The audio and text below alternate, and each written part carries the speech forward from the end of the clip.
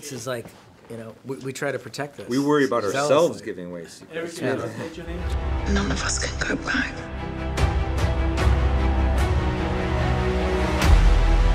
All we can do is our best. This movie obviously is starting in a very sad place, just given where everything goes, but Marvel movies are known for those kind of happier, like, kind of jokes, and I'm just curious how you balance that into making it. Well, I think we always try to put psychological realism in our movies, and that's the one constant. If you go back and look at Winter Soldier, Civil War, and Infinity War, there's a level of psychological realism beyond this fantastical costumes and fantastical circumstances that, you know, people are behaving in a way that feels psychologically truthful. Mm-hmm. And I think, you know, tone is one of the ways that you can alter movies that are in a series from one another. It's one of the more significant ways you can do that. And trying to distinguish Endgame from Infinity War, I would certainly say that Endgame has a very different tone than Infinity War had. One thing I did want to specifically ask about is just the presence of James Gunn, because obviously this year has been a bit interesting in that regard, but you are also playing with a character in Rocket that he absolutely is incredibly close to and very passionate about. I'm curious if what his kind of relationship was to this project as it was moving through development over the last year. In Endgame in particular, no relationship, only because he wasn't around. Gotcha.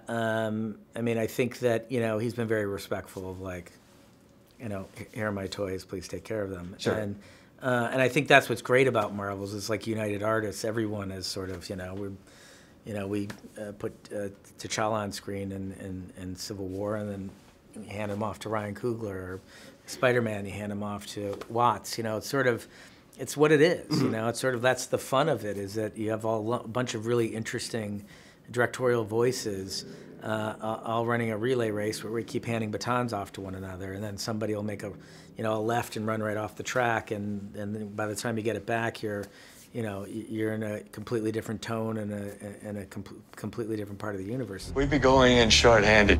Yeah, you mean because he killed all our friends? We owe this to everyone who's not in this room to try. I'm curious just kind of how you see the characters kind of evolving and being kind of different just within the context of this different universe.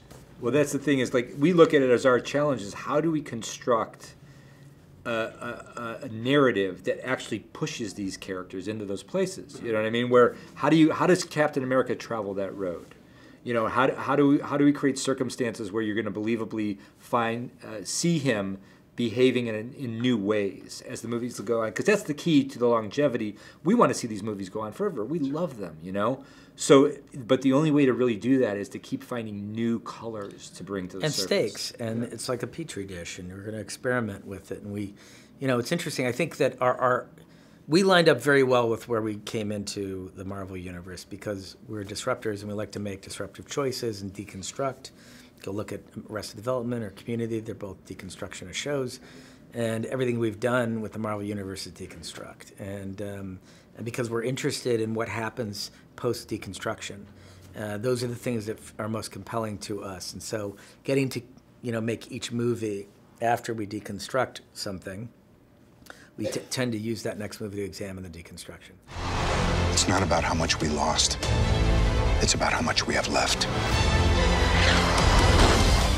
I'm just curious about deciding on the starting point of the story as opposed to like the minute after Infinity War, or just like, yeah, basically picking that time. I mean, we won't go into any specifics. Sure. But, you know, we'll just say that, like, each movie clearly, especially with the movies that we've made, clearly affect the last movie, are affected by the ending events of the last movie. So, you know, Winter Soldier hands off to Civil War hands off to Infinity War clearly hands off to Endgame. It's a difficult ending, the ending of Infinity War. And it's like, it's really important for us to double down on that and commit to that and figure out, how does someone move forward from a moment like that? How do these heroes move forward from a moment like that? I mean, that's the story that we want to know. They lost. Yeah, exactly. And that's a real experience. So we wanted to give that its due. It was a unique opportunity for us in Infinity War. It's an exceedingly expensive movie. And we had a studio very supportive of us, killing half their characters at the end of the movie. Sure. So it was, you know, that as filmmakers is a really rare opportunity, and we want to take advantage of that opportunity.